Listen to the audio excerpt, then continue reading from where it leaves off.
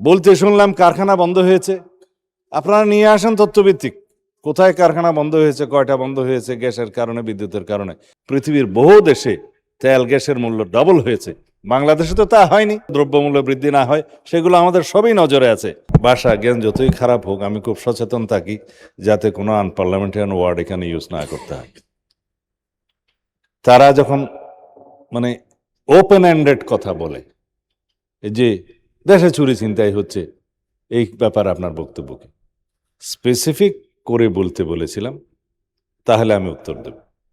বলেছে কোনো একজন বিরোধী দলীয় সংসদ সদস্যের উপর আক্রমণ হয়েছে, মামলা হয়েছে, উল্টা তার লোকজনকে গ্রেফতার করা হয়েছে। কোন সংসদ সদস্য, কোথায় আক্রমণ হয়েছে, কোথায় গ্রেফতার হয়েছে বললে আমি জবাব দিতে পারতাম। ওপেন এন্ডেড কথার তো কোনো জবাব হয় না। সেই জন্য আমি বলেছিলাম যে জনসভায়, বাইরে, শাহবাগে, গুলিস্তানে অনেক কথা বলা যায়, কিন্তু সংসদে বলতে গেলে সেটা স্পেসিফিক, নির্ধারিতভাবে বিধি মোতাবেক বলতে হবে। যাই হোক, আমি একটা স্টেটমেন্ট দিয়েছি বললেন, আমি আজকে কোনো স্টেটমেন্ট দেইনি। এগুলো ডাটা আমাদেরকে রেডি রাখতে হয়, আমরা প্রস্তুত হয়েই আসি, এবং সেরকম ডাটা প্রশ্নের উত্তরে জবাবে, সম্পূরক প্রশ্নের উত্তরে জবাবে আমরা বলেছি, কোনো বিবৃতি দেয়নি। তিনি বললেন আমি বিবৃতি দিয়েছি, বিরোধী দলীয় নেতা। তিনি এই সুযোগে গ্যাস, বিদ্যুৎ, তেল ইত্যাদির কথা বলে গেলেন। তো এইখানে গ্যাস, তেল, বিদ্যুতের জন্য তারা গত সেশনও সময় চেয়েছিলেন, সম্ভবত তার আগের সেশনে। এখানে মাননীয় প্রধানমন্ত্রী, বিরোধী দল, সরকারি দল মিলে ওনাদের প্রস্তাবে একটা কমিটি করে দিয়েছিলেন, আলোচনা হয়েছে।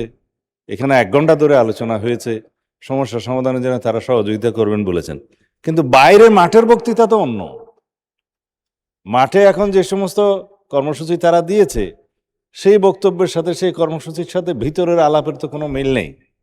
সহযোগিতায় যদি করতে চান আসুন, আবারও 68 বিধিতে আলোচনা হতে পারত, 62 বিধিতে আলোচনা হতে পারত, সেই প্রস্তাব তো দিলেন না। কারণ ওয়াক আউট যে করতে হবে পরিকল্পিতভাবে, সেই জন্য আমি এখানে বলতে শুনলাম কারখানা বন্ধ হয়েছে। আপনারা নিয়ে আসেন তথ্যভিত্তিক, কোথায় কারখানা বন্ধ হয়েছে, কয়টা বন্ধ হয়েছে, গ্যাসের কারণে, বিদ্যুতের কারণে। হ্যাঁ, দেশে আমাদের মতো পৃথিবীর বিভিন্ন দেশে যারা গালফ থেকে তেল এবং গ্যাস নিয়ে আসে, সেই গালফের সরবরাহটা বিঘ্নিত হওয়ার কারণে পৃথিবীর বহু দেশে তেল গ্যাসের মূল্য ডবল হয়েছে, বাংলাদেশে তো তা হয়নি। আমরা একটা 17 বছরের অপরিকল্পিত গ্যাস সাপ্লাই নির্ভর এই বিদ্যুৎ জেনারেশন সিস্টেমের মধ্যে চলছি, যেটা কারেকশন করতে আমাদের প্রতিনিয়ত হিমশিম খেতে হচ্ছে। মাননীয় প্রধানমন্ত্রীর নেতৃত্বে আমরা সমস্ত পরিকল্পনা প্রণয়ন করে ফেলেছি।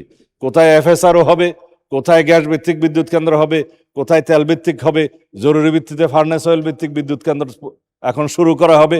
সব কিছুর উদ্দেশ্য হচ্ছে দেশে যাতে কোনো রকমের সংকট না হয়, উৎপাদন কারখানা যেন বন্ধ না হয়, কোনো রকমের কোনো উৎপাদনশীলতা যাতে ব্যাহত না হয় সেজন্য, এবং তার উপর ভিত্তি করে যাতে দ্রব্যমূল্য বৃদ্ধি না হয়, সেগুলো আমাদের সবই নজরে আছে।